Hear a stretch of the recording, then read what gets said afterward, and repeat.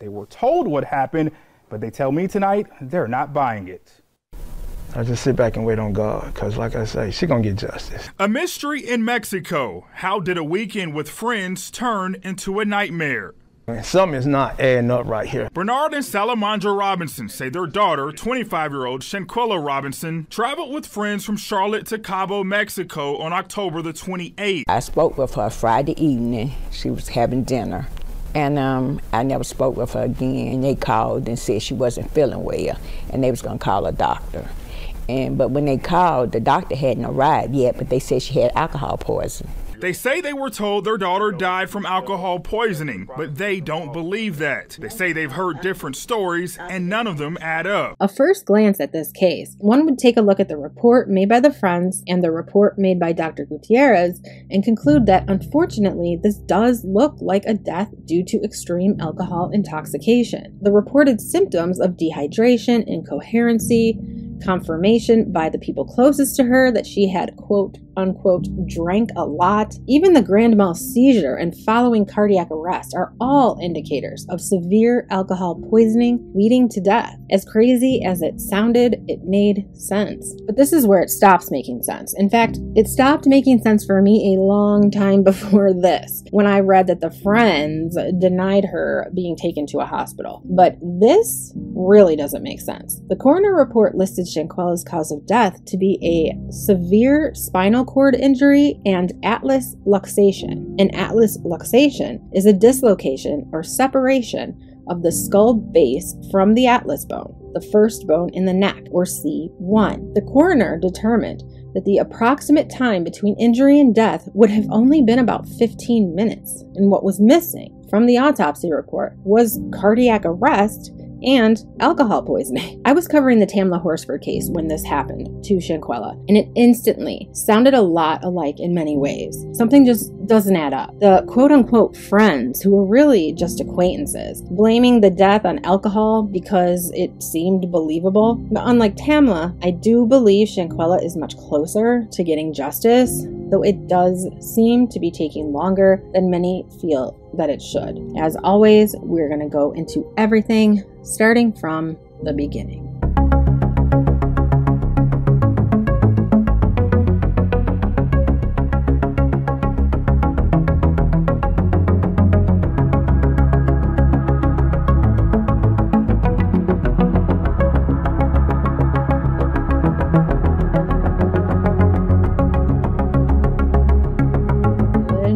Good afternoon, good evening, whatever time it is that you are tuning in. This is Unapologetically Me, featuring me. No special guest, just me. If you are new here, thank you so much for clicking on this video. And to my current subscribers, thank you so much for continuing to come back and support me. Shanquella Robinson was an American businesswoman, founder of a women's fashion clothing line, hairstylist, and social media personality from Charlotte, North Carolina. Shanquella was a bright, talented, energetic, outgoing woman who was succeeding in life. She had begun a business, and unlike many small business owners, hers was really taking off.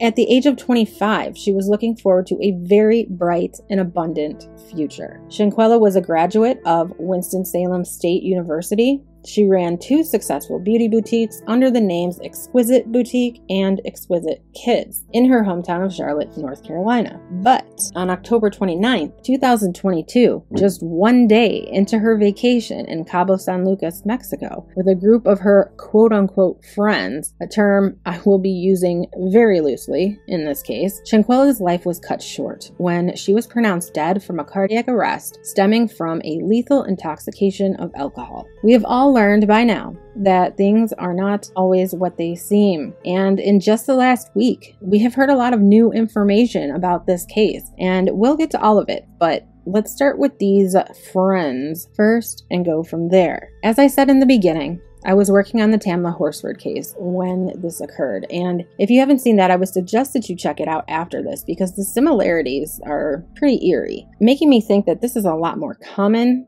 than we would think. I wanted to cover this case immediately, but I also wanted to give it some time to develop, and I'm glad that I waited so that I could kind of weed the rumors out a bit, yet there's still not a ton known, and as far as I know, no arrests have been made. Therefore, I feel that Shanquella's case still needs attention, so we are going to help with that. This is still an ongoing investigation. It's still a developing case. So I will just remind anyone watching that all information that I have learned is up until I'm actually recording this. Opinions can change. Evidence can change. Things can turn out to be rumor or false. I'm going to try my best to weed through and find the facts, as always. We know a good amount of detail that can be proven in this case, and because of that, I don't think speculating is going to be very valuable at this point. If I don't mention it, it's because I can't confirm it. Speculation and theories is how crimes get solved. Some theories and speculations are just so wild and so baseless that they do not deserve to be repeated.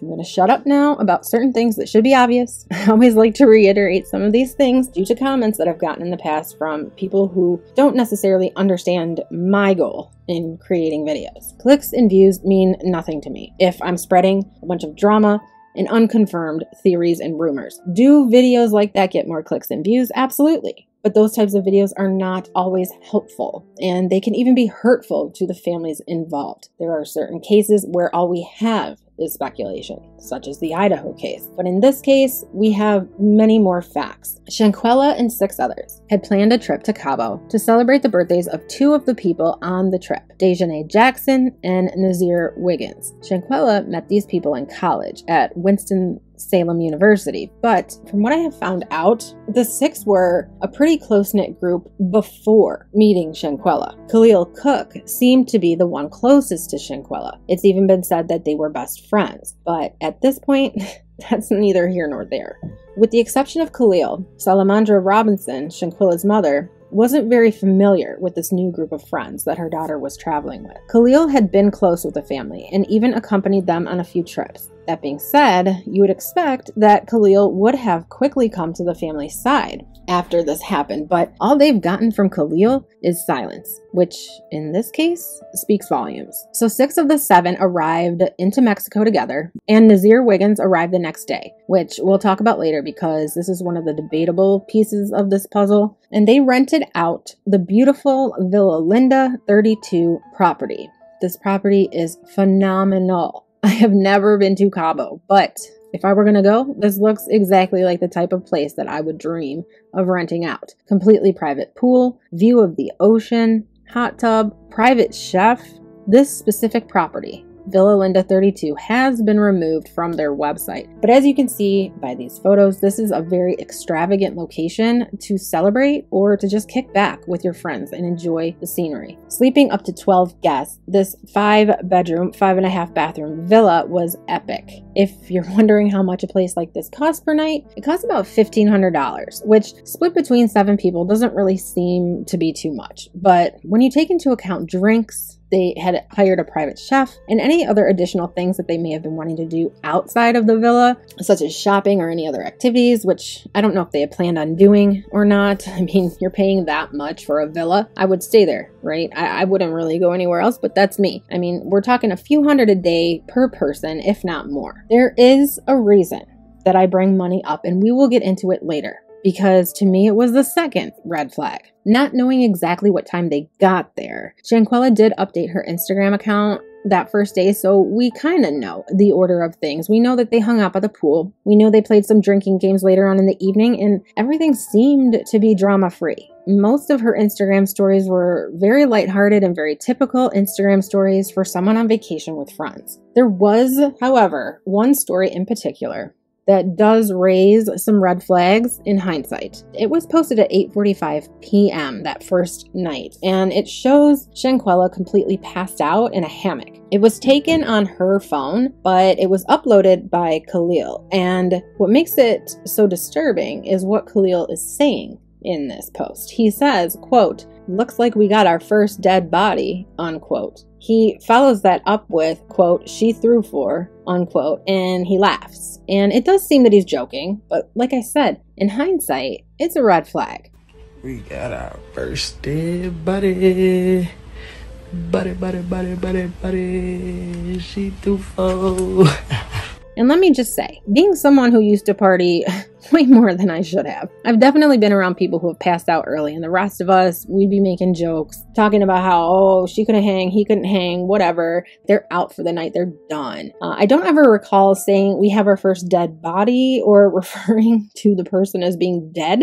That being said, that doesn't mean that that's not a term that this group used when people would pass out early from drinking. It could be very typical. Later on that evening, Shanquella did call her mother and told her mother that they were going to be having a private chef cooking for them. They were getting ready for dinner, and her mother said that she sounded happy. Nothing sounded out of the ordinary. They ended the call with Shanquella telling her mother that she would call her the next day. They said their I love yous, and they ended the call. Later on, Shanquella shared on her Instagram that they played a drinking game.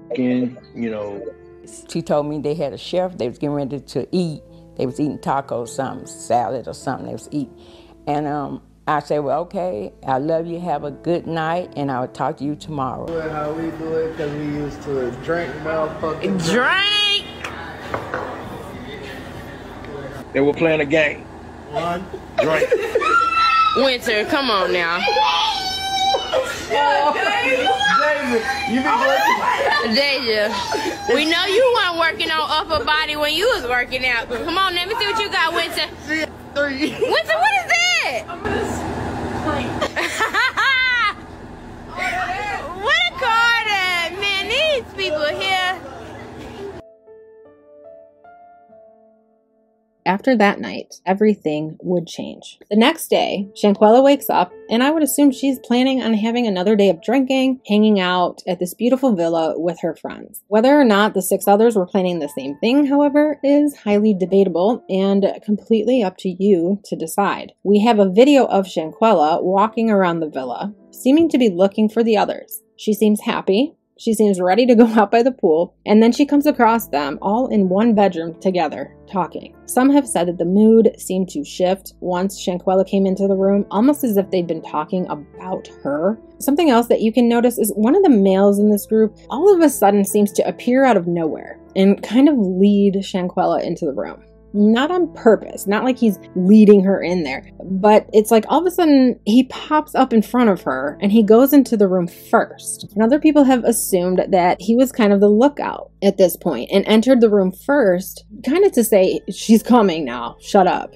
You know, but that's speculation. And the male is Khalil Cook. Many people have pointed out, and I have to agree on this, the vibe of the others in that room is completely different from the vibe that Shanquella is pumping out. She seems to be excited, happy, like, come on, y'all, doesn't take that long to get naked. I'm assuming they were gonna go skinny dipping or something. And then she gets into the room, and they all have their hands on their hips, and they just don't seem excited. They're talking about something completely random at this point. It just doesn't feel right. It feels off. A little speculation here. People were thinking that they were in there plotting what was going to take place later on in that day. And regardless of what they were doing or discussing in that room, it's just off that Shanquella wasn't in that room with them. Throw in the fact of what we learned happened later on that day doesn't really seem like a coincidence. And of course, that's just my opinion. However, shortly after 2 p.m. that same day, Khalil makes a phone call to Shanquella's mother, and he tells her that Shanquella is not feeling well, specifically adding that she drank too much alcohol and that she may be suffering from alcohol poisoning. Khalil reassured Salamandra that they were going to take good care of her and that a doctor was coming to check on her to make sure that she was okay. After the doctor showed up,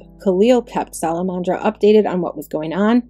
And at this point, Salamandra is at the mercy of Khalil and his word, right? She's in North Carolina, like forever away, on the other side of the country. All she can do is trust that Khalil is going to take care of her daughter, and hopefully her daughter would be just fine. Even though Khalil was updating Salamandra, he essentially was just saying the same things over and over again. And a couple of hours later, Salamandra received one final phone call from Khalil, telling Shanquella Robinson that her daughter, Shanquella, had passed away. When later explaining this phone call from Khalil, Salamandra recalled that Khalil had no emotion when delivering this devastating news. Now remember, Khalil was not only the closest one to Shanquella, he was also close with Shanquella's family, and this right away felt very off to Salamandra. The next move the group made felt even more off. Rather than these quote-unquote friends staying behind with Shanquella's body and helping with the arrangements to get her back to the States, they all packed up their shit and got on the next flight home. All they brought back of Shanquella was her bags, which Khalil dropped off at her family's home. He also reiterated to Salamandra and Bernard, Shanquella's father, that Shanquella had passed away from alcohol poisoning. Salamandra was not convinced that she was being told the entire truth. In the days following Shanquella's death, the group members came by to visit with her and offer their condolences. And each one had a slightly different story of what happened to Shanquella, mainly how, where, and by whom Shanquella was found unconscious. It was said first that Shanquella was found unconscious in the bathroom by a maid, and that's when they realized she was suffering from alcohol poisoning. Others said that she was found in her bed, unresponsive, and that's when they noticed she had alcohol poisoning. And yet another said when she was found unconscious in a chair was when they realized she had alcohol poisoning. Now, this is something I noticed in the Tamla Horsford case as well. When speaking to witnesses, they all had slightly different stories, but there were certain things that were exactly the same. And in this case, it would be alcohol poisoning. We don't know where she was found. We don't know what happened. All we know is she had alcohol poisoning, because that's what we've decided, right? So we have 6 people here with conflicting stories, and that's a huge red flag. Salamandra saw these red flags waving furiously. Already extremely suspicious that they weren't being told the truth about what happened to their daughter, Salamandra and Bernard received information that confirmed their suspicions. Bernard had been on the phone consistently, trying to reach someone who could speak English and could tell him what was going on with his daughter and how he could get her body back to the US. Also, obviously, he wanted answers as to what happened, and not from a group of people whose stories didn't match, but from a doctor and from a coroner. Management from the resort had gotten back to him eventually, and this raises a couple of red flags for me as well, because you would think, being a resort that took in thousands of tourists, they would have someone on their staff who spoke other languages, and I would at least expect they had someone there that spoke English enough, at least, to be able to handle communication. I mean, how many of you English-speaking viewers have gone to Cabo? But you're telling me that this big, expensive, extravagant resort had no one who spoke any English? In my opinion, they were buying time. But what would they be buying time for? That's just my opinion. It's possible. It's possible they may have been buying time. Maybe they didn't investigate something properly and they needed more time to go back and do it. They have a young woman's body who passed away at their resort, needing to be returned to her family in the States, and there's not one person that can help with this process? Possible? Of course, anything's possible. Eventually, Bernard does get a response from a woman. This woman told Bernard that Shanquella did not die of alcohol poisoning. She explained to Bernard that Salamandra died from a broken neck. This is the first person to be honest with the family. The family did a few interviews with mainstream media, and while giving an interview with ABC, Salamandra mentioned getting an anonymous phone call from someone who said that there was a video of her daughter in a fight with other members of the group that she went to Cabo with. The call was pretty cryptic, but it was enough for Salamandra to know that her suspicions were correct, and there was more to the story than she was being given. She immediately began confronting members of the group about this call and asking them what it was about, what fight, what really happened. They, of course, all denied it at that point. November 5th, 2022, Shanquella's death certificate came out, and the lies were becoming more and more blatant. Shanquella's autopsy was performed on November 4th, and findings were released the very next day. These findings were that Shanquella's cause of death was severe spinal cord injury and an atlas luxation, and I don't even have to say it. This is a severe injury from something major happening to her. When I looked up this type of injury, it doesn't always cause death, but it also says that if severe atlas luxation goes without surgical treatment, it can lead to respiratory failure, neurologic symptoms, and untimely death. Trauma isn't the only cause of an atlas luxation, but in Shanquella's case, it doesn't seem to have been there before, and it does seem to have been quite severe, indicating trauma. And because there was never any mention of an injury, of a fall, of a fight, nothing that would suggest an injury like this, this is confirmation that this group of supposed friends were a bunch of liars and possibly murderers and accessories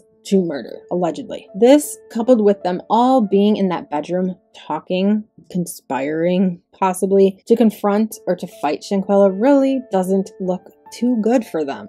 Shanquella did have trouble breathing and eventually went into respiratory distress that killed her. But I think the most obvious thing about this finding, Shanquella did not die from what all of the friends said she died from. Not even close. The toxicology report has not been released yet, but there's no mention of alcohol intoxication leading to her cause of death. I mentioned at the beginning that the autopsy report said that her death after injury would have been approximately 15 minutes, and time of death was reported to be at 3 p.m. This is just 1 hour after Khalil's first phone call to Salamandra. Now again, you guys all know I am no math whiz, but it doesn't take one to figure out that if her time of death was 3 p.m. and it took 15 minutes for her to pass away, that injury would have had to have taken place at about 2:45 p.m., 45 minutes after Khalil called Salamandra at 2 p.m. And can we just pause here quickly so I can ask a question? I gotta ask your opinion on the type of person that can call the mother of a close friend and tell her this blatant ass lie over and over and over again with not even faked emotion. He didn't even fake being upset when he delivered the news of Shanquella's passing. Salamandra said he was devoid of all emotion. This is a young man who went on family trips with these people.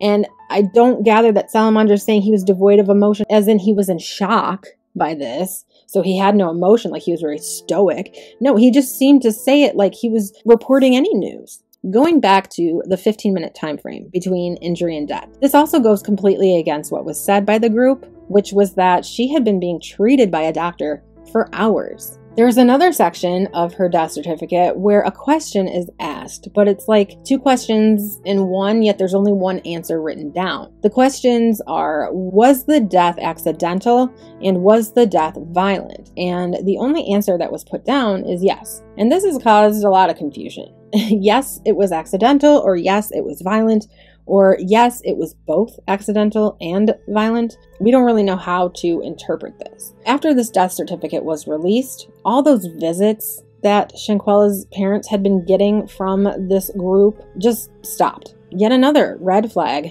waving hi. Why on earth would you completely stop talking to the family after the death certificate comes out if you have nothing to do with what's found on that death certificate? I mean, if they didn't have something to do with that type of injury, then don't you think they would be just as blown away as the family by it? Don't you think they would be like, wait, what? Then who did that to her? Or how did that happen to her? They wouldn't just go completely silent and stop all communication unless they knew something, at the very least. On November 11th of 2022, Shanquella's parents made their first public statement, and it is crystal clear that they refused to believe these bullshit stories that they were being fed by Shanquella's supposed friends. You guys know the phrase, keep your friends close and keep your enemies even closer? Is that what this trip was? Did they look at Shanquella as their enemy? That's why they invited her to this trip? It's just something I thought of. So after this public statement the family gave about things just not adding up, the story was picked up by a few local news outlets, but it still hadn't quite reached the national level. The North Carolina NAACP chapter spoke out requesting justice for the Robinson family. And it was during this time the Robinson family began preparing for Shanquella's funeral, which was held on November 19th of 2022. Just a few days before the funeral, a video surfaced on November 16th that anyone who's heard of this case has probably at least seen bits and pieces of. This video not only turned this entire case on its head, but it also seemed to confirm the findings of the autopsy of Shanquella. This video shows a brutal fight between Dejanay and Shanquella, and it is disturbing to say the least. In the video, Shanquella is naked, and she is just being punched, kicked, hit, and thrown around by Dejanay. You can even hear someone in the background. A male voice, said to be Khalil, who was also filming, says, quote, "Quella, can you at least fight back?" unquote. You can hear Shanquella respond, "No." Quella, can you at least fight back? No. At least something. At least fight back, something. Get up, bro. Get up. Shanquella was not a fighter. She was not a violent person in the slightest bit. Even while being violently attacked, she made no attempt to harm her attacker. As difficult as it had to be for her parents to watch this video, especially knowing what happened shortly after, this video went viral. And because it went viral, the case was taken much more seriously, and it was picked up nationally. It was finally getting the attention that it deserved from the beginning. And finally, a true investigation began to take place. Just one day after the video being released, November 17th of 2022, Mexican authorities released a statement saying that they would be investigating the death of Shanquella Robinson as femicide, which is the intentional and violent death of a woman based on her gender. The day after that, North Carolina FBI announced their investigation into Shanquella's death as well. So at this point, we have Baja California Sur, as well as North Carolina, United States, investigating her death, which means that charges can be brought not only in Mexico, where the crime took place, but also in the US, where the criminal and the victim reside. I don't know who leaked this video, but because of this video being leaked, it is a huge piece of the puzzle that investigators needed to be able to prove that a crime took place. Because let's be real here, how else would her neck have gotten broken? What else would be the reason? This group lied and then disappeared from the family's life once the death certificate came out with a completely different cause of death than what they were telling the family. First, we didn't know who the individual was that was attacking Shanquella in this video, but we know now that it is Dejanay Jackson, and she is now the prime person being investigated for Shanquella's death. There is somewhat of an issue, being that this crime took place in another country. In order for the U.S. to prosecute, the Mexican authorities would have to turn over everything that they have on this case and fully cooperate with the U.S. We now know that this case is being taken on by Mexican authorities and that the FBI is also conducting its own investigation. ABC 7 has said that it would be pretty uncommon for Mexico to ask for the extradition of a U.S. citizen, yet that is exactly what ended up happening. And this is where it becomes confusing and where a lot of false reporting has come out. I'm just gonna try to explain this to you the best way that I understand it, okay? You can always do your own research, obviously. In order to extradite a U.S. citizen, Mexican authorities have to submit a request for the person responsible for Shanquella's death to be arrested in the United States. And we do know that they have submitted an arrest warrant for an unnamed female. Unnamed, yet we pretty much know this would have to be Dejanay Jackson, the woman on the video attacking Shanquella. This is, of course, a bit of a process where findings would be submitted, and if the findings were sufficient and both the state as well as internal affairs conclude this, the information is then forwarded to a judge who would then issue the arrest warrant. After that, this person or persons would be arrested, and then there would be a hearing where all evidence would be shown. And if a judge deemed that all this evidence was legally sufficient, that person or persons would be extradited to face prosecution in Mexico. It's a lot. I know, but it's very important to know because it's a long process. And there are already rumors spreading that Dejanay has been arrested and extradited to Mexico, which would all be fine and great, except it's not true. That's not the way it works. In many of these cases, I think some people think that it works like it does on Law and Order, but this is real life. And in real life, things don't happen in 24 hours or 48 hours. It can take weeks, it can take months, and it can even take years. But it is true that an arrest warrant has been filed by Mexican authorities. However, as far as I know, the arrest has not been made yet, or at least it hasn't been confirmed at the time I'm creating this video. I will try to make sure before I upload it, again, depending on how long it takes me to edit this, but we do now know, because of this warrant, that it is not being declared an accident.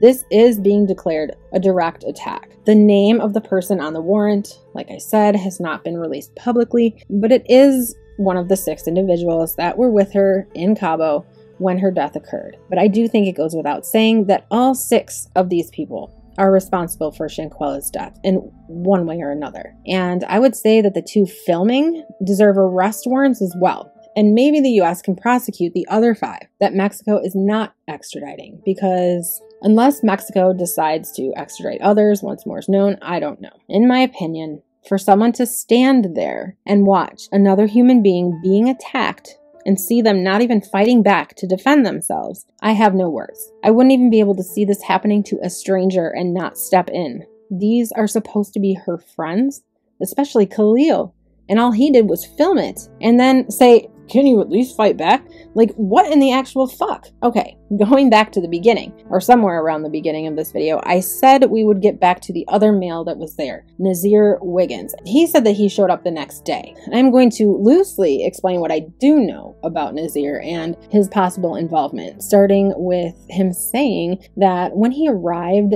to Cabo, to the villa, Shanquella was still alive, which of course goes against the coroner's findings of Shanquella having passed at 3 p.m. He has said that he landed in Mexico, and as he was pulling into the villa, he received a phone call from one of the members of the group who told him of Shanquella's condition. And he has remained adamant that she was still alive when he got there. He said that it was clear that she had drank way too much alcohol, and that the second he saw her, he went to her and he remained by her side the entire time. He even mentioned kind of stroking her hair and rubbing her head and talking to her in an encouraging manner. He also said that he moved her into a quieter area to do this, and that he even played music for her. The fact that he mentions rubbing her head is something that stands out because it has come out that she had visible signs on her face and head of being in a physical altercation, which he does not mention. Visible signs of a fight, more specifically, a busted lip, bruised and bloodshot eyes, and a few knots on her head.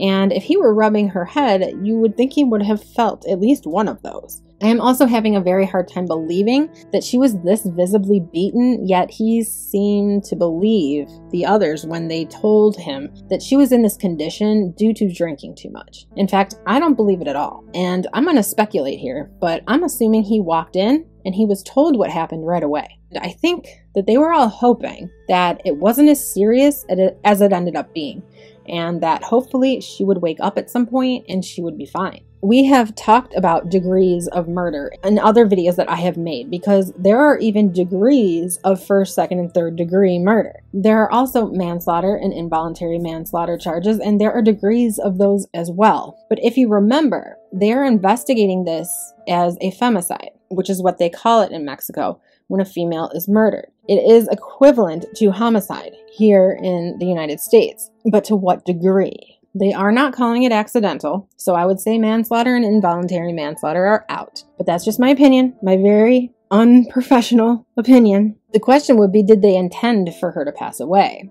I don't know. I don't think so, only because they did call for help. But sometimes it doesn't even matter, because to engage in a violent act where someone could potentially lose their life can still be considered first-degree murder. So we'll see how this unfolds and what charges will be brought. I don't know how any of this works in Mexico. Getting back to Nazir Wiggins, he seemed to be evading truth as well, in my opinion. And of course, I'm not the only one who has this opinion. More specifically, people believe that he is lying about the time that he arrived at the villa. To combat some of these opinions about him, he posted his travel itinerary. Doesn't really matter when he showed up because, and again I'm speculating here, I feel that he was informed what was going on the minute that he got there. And if so, he's been an accessory in the aftermath, helping to keep the secret of what really happened, and therefore I believe he should be held just as much accountable as the people who were there when it happened. Nazir Wiggins has spoken out publicly on a Facebook Live, and you can decide for yourself what you think after listening to what he has to say. Where I was at? Oh, yes, I left on Saturday. The trip was from Friday to Monday, October 28th, 29th, 30th. 31st going home. Didn't even make it there. So I get off my flight around like 2:16 Mexico time. I guess we 2 hours ahead. 2:16 p.m. I make a phone call. To everybody who there. Like I need the address. So during this phone call, that's the first time I heard that Kula wasn't feeling good. They told me that Quilla was sick and she was showing signs of alcohol poisoning. And they got that because one of their friends told them that they were seeing signs. So she was showing symptoms of alcohol poisoning. But I didn't know it was a fight. Hold on. I got my Bible. And I'm gonna put this blunt down. Because I'm not lying. I'm not gonna lie on that. I'm not gonna do it. I'm not saving nobody's ass. I'm not protecting my ass. I'm just coming here to keep it real because, yeah, my DM's going crazy. But when I got there, it took us an hour. My taxi driver, it took us an hour to get to the villa because there was traffic. I don't know why. So I got to the villa around 3:26. Instantly, as soon as I go in there, I go to Quilla. Quilla didn't leave my side, none of that, till the nurse came. But I'm gone. I got too far ahead. So Quilla was laying on the couch in the game room. The fucking villa was like a big ass mansion, no upstairs, all tile on the wall, tile on the floor, straight tile, nothing else. So it was just a big ass villa. I don't know if y'all can view it on the website. Go to Cabo Villas and look at how big this shit is and what it look like. But you're gonna see. So when I got there, she was in the game room. They told me she was not feeling good, so I instantly go to her, put on her side, get a bag, and all of that. So I'm sitting right next to her the whole time. I was crossing my heart. I hope that I was there the whole time in the game room, and then they was talking about cooking, so we made it to the living room. I put on some soft music, sitting with her, rubbing her head, just chilling, waiting until the nurse came, because that's what I was informed that was happening. At first, I was told that it was a male coming, and then a female showed up. So, by that time, I skipped another thing. Quilla wasn't found dead. She wasn't found dead. The maids found her slumped over the toilet in her room. That's what they did find her, slumped over her toilet in her room. That's what I was told. Quilla was not dead when I got there. Yeah, boom. So it's like, okay, so when I get in there, I go in, I see Quilla, I see she chilling, I put her on her side, I go up and make that video where I'm talking about I'm here, that I Quilla get up. I'm thinking like, damn, we got stuff to do, ATVs, a boat, dinner. I missed the chefs, I missed everything. Anyways, so I'm like, damn, I'm thinking, Quilla, let's get up. I say, everybody that know me heard me say this shit. That was my first video when I got there, or second, because I made a video of me pulling up to the villa. I tried to get the timestamp for y'all, but that's not going to work. So I guess the real FBI or whatever had to put those right timelines together. But I'm going to start with the NCP. Everything that's wrong. I was not there till the next day. I didn't see a fight. I didn't know it was a fight. I didn't know it was a video. I didn't know they did any harm, anything. I went in there and told her it was alcohol poisoning, so that's what I helped her as. That's what I helped her at. I didn't leave her side. I put on soft music, Summer Walker rubbing her head till the nurse came in. Nobody even talked about the nurse. Nobody even said the nurse came. None of this stuff. So I'm really not understanding where this story is coming from and why it's out here like this, because it's wrong. It's wrong. And for y'all to be attacking me, an innocent soul, like, I'm really innocent as fuck. I went there to enjoy my birthday. Like, to enjoy my birthday and to really just goddamn have fun. I didn't have not 1 second of fun. I went straight to Quilla. She was not found dead. She was found unresponsive. Yes, unresponsive. She was unresponsive. I tried to get her to talk to me and all that, but it was none of that. There was none of that going on. But other than that, I did. Oh yeah, I know y'all probably asking that. When I walked in there, I didn't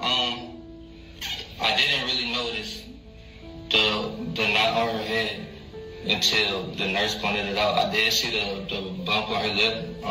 She did have a blood vessel bust in her eye, and that's it. But I didn't really go in there like, damn, y'all jumped her, y'all beat her ass, what's going on?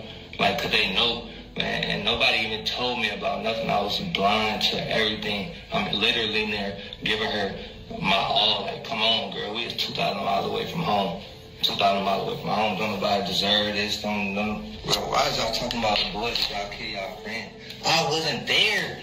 I don't have those answers for you from Friday to 3 o'clock when I got to Cabo. I just don't have them answers. I posted my flight itinerary.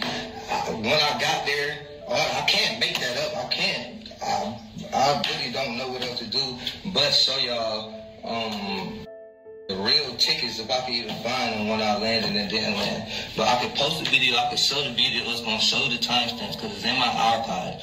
I got there at 3-something p.m. I made my first video at 4:26. That's me outside by the pool. Saying, Quilla, get up, let's go. We got stuff to do. Let's go have fun. There was no fun in that. There was no fun in that. There was nothing good come from that, man. I went in there, whipped my bag, put it down, went to the game room, went to the living room, stayed there. The worst time of my life. And now y'all on here trying to say I killed her. Me. That got there a day late. A day late. The I didn't see in the video. I have 1,030,000 tattoos. Do I sound like I was in that video? Go listen to it again. Do you hear my voice in that video? All y'all are stupid. I don't care who's after me because I have all my time spent. I've been real close and cordial with everybody who really means something. So everybody else, this was just to give y'all some comfort. Because I'm not doing it no more. I'm not responding to nothing else. And all the demonstrations, I can go with y'all move. Everybody. I turn me to a pack. All that shit y'all was talking, y'all just talking out your ass out of hurt because y'all listening to social media. Social media. Of course, my story is going to be different because I got there a day late. I can only tell you what I know from 3:30 till Sunday when I left. That's all I can do. I really can't give nobody no other answer from Friday because they didn't tell me. I didn't go in there, sit down and make no alibi with nobody. I didn't know nothing. They didn't tell me nothing. Cross my heart and hope to die on this Bible right here. I don't know nothing. I didn't sit and make no alibi. I didn't even have time. I got there an hour later. The nurse came in the door. The nurse came in the door. Tried to help Quilla, tried to put some salines in her, but her energy, she didn't have no electrolytes. Her oxygen was low, so she couldn't find them. But y'all don't understand what I went through. Y'all don't understand. Y'all won't understand. So y'all keep posting my address and all that shit. Y'all have fun. Y'all have fun. Y'all know y'all hurt me. Y'all said I'm not hurting me. I'm not bothered by this. Because I know the truth. Me and God know the truth. On October 19th, 2022, Shanquella Robinson was laid to rest. Her pink and yellow casket, her two favorite colors, was pulled by a horse-drawn carriage. On November 21st, another plot twist occurred when the Mexican police report was released, and it completely conflicted with the death certificate. This information that I'm about to tell you, I want to make sure you understand, has been highly regarded as false. I also want to remind you that police reports are largely based on witness testimony or witness accounts, and we already know the only witnesses to her death for the most part is the group that caused it. And on the other hand, the death certificate is based off of scientific findings. Keep those things in mind as I share what the report says. The report states, at 2:13 p.m., Winter Donovan, a female, called the resort asking for a doctor to be sent to their villa to treat Shanquella for alcohol poisoning. By 3:15, Dr. Carolina Gutierrez from the American Medical Center arrived at the villa, and she reported that Shanquella was alive, but severely dehydrated and unable to communicate. After several failed attempts to get an IV in, the doctor informed the others that Shanquella needed further medical attention and should be transported to a nearby hospital. But the group refused to follow what the doctor was saying and insisted that Shanquella be treated at the villa. And I told you at the beginning of this video that the first red flag for me was this very thing. How many people do you know that have a doctor explain that someone needs to go to a hospital for urgent care and then just ignore it? This group was concerned at some point about the health and safety of Shanquella, enough to call for a doctor. Yet, when that doctor came and gave her expert opinion, this same group decided, nope, this doctor doesn't know what she's talking about. Shanquella is fine and she can just be treated here. On the other hand, I don't understand why she wasn't just transported to a hospital. I don't understand how the friends were able to make this decision. I feel like if this had happened in the US, Shanquella would have been taken to the hospital regardless of what the friends were saying. So I'm not sure if that's just how it works in Mexico or what happened here. But of course, they were asked for an explanation as to why they declined the doctor's expert medical advice. And this is where I'm gonna tie in the cost of the villa and approximately how much each person was paying possibly per day to enjoy this trip. This group had money, is what I'm saying. They claimed that it would have cost $5,000 to take Shanquella to the hospital for treatment, and that's why they declined the transport, that they didn't have that type of money. First, I have to ask, did they seriously ask how much it was going to cost? Shanquella, for one, had health insurance, and Mexico has United Healthcare. And not only that, we hear about people traveling to Mexico for healthcare and prescriptions all the time due to how much cheaper it is there. And it doesn't take a genius to Google a trip to the ER in Mexico and how much it would cost either. And hang on to your jaws, ladies and gentlemen. A basic emergency room visit in Mexico is generally between $350 and $500 Mexican dollars. This transfers to between 15 and 25 US dollars. So never even mind the treatment she would have needed, because they didn't say the cost of the treatment. They said the cost of the visit was going to be $5,000. And the most the visit would have actually cost is 25 US dollars. I think it's safe to say the visit is not what they were worried about. They were worried about what tests were going to be run once she was admitted. They knew the injury would have been found, and that's why they said no. Even if it did cost $5,000, like I said, these people had money. They had enough money for the remainder of their trip that they could have used for this. They could have asked the family for money. Say, hey, it's going to be $5,000. Can you help? But of course, none of this matters because they're a big bunch of bullshit artists and liars, and they were certainly no friends of any sort to Shanquella. I hope they all go down for this. I hope that that Mexico and the U.S. sets an example with this case, that if you stand by and you watch and film someone being attacked and that person is severely injured or killed, that all of you are going to pay for it. All of you are getting charges and all of you are going to jail, prison, if I can be more specific. It should be a felony to stand by and watch someone being beaten to death. It should be an extra felony charge to film it for the sole purpose of making the victim embarrassed. There has to be some sort of punishment, some sort of accountability for people that participate in these types of things. Putting up a video of someone being attacked, otherwise known as physical assault, should be a crime. And it should be a crime that is considered very serious. And anyone who disagrees with me, think of this. If it was your kid, your niece, nephew, your brother, sister, next door neighbor's kid that you find so adorable and sweet, imagine seeing them with bruises on their face and body and visible injuries of being attacked and knowing that they were physically hurt. And then the next day, emotionally and mentally tormented by the videos that are uploaded. I swear to God, I need to stop right now because I could do hours of video on this stuff. All right, back to this case. Where were we? Jesus. Okay. Yes, the police report. It goes on to say that Dr. Gutierrez was at the villa for over an hour, but eventually Shanquella began having seizures. EMS were allegedly called around 4:20 p.m., and while waiting for EMS to arrive, Winter and Dr. Gutierrez began performing CPR on Shanquella. Mexican authorities were reported to arrive at the villa at about 5:25 p.m. Now, this is from the actual report, so the Wikipedia time is wrong. And this is just over an hour after being called. It took an hour? She was given 14 rounds of CPR, 5 doses of adrenaline, and 6 shocks from a defibrillator, all with no luck of ever regaining a pulse. Shanquella was officially declared dead at 5:57 p.m.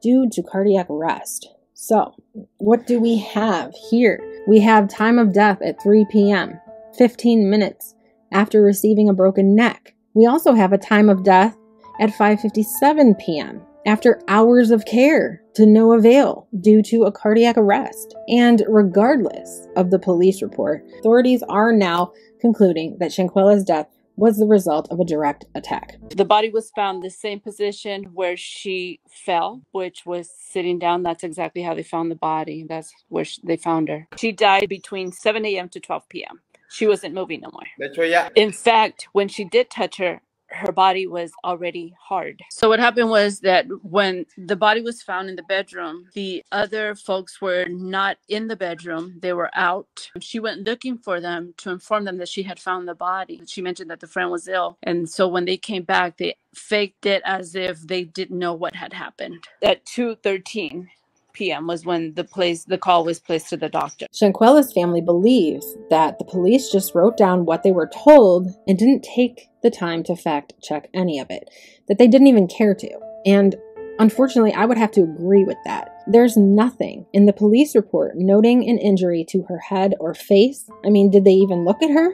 I don't know, you guys. My heart just aches for this family. My heart aches for all the families that I learn about in every case that I cover, but every so often one hits so close to home for me, and this one definitely does. The body was found the same position where she fell, which was sitting down. That's exactly how they found the body. That's where they found her. No parent should ever have to lose a child this way as a result of bullying. And I know she wasn't bullied by the standard definition, but she was attacked by a group of people that she trusted to be her friends. While on vacation, she was lied to, tricked, and physically assaulted to the point of death. I, of course, cannot leave out unaliving when speaking about bullying either. There's only so much a human being can take, and I believe that if an unaliving can be directly linked to a particular person or people, that criminal charges should be faced. How else are we going to stop this shit? So what do you guys think? Let me know below. Also, don't forget to like this video if you learned something, if you agree with anything that I said, or if you think that others should watch my take on this case. Subscribe and hit the bell so that you're notified of any new upload at the exact time that it's uploaded. Thank you so much, and I will see you guys on the next one.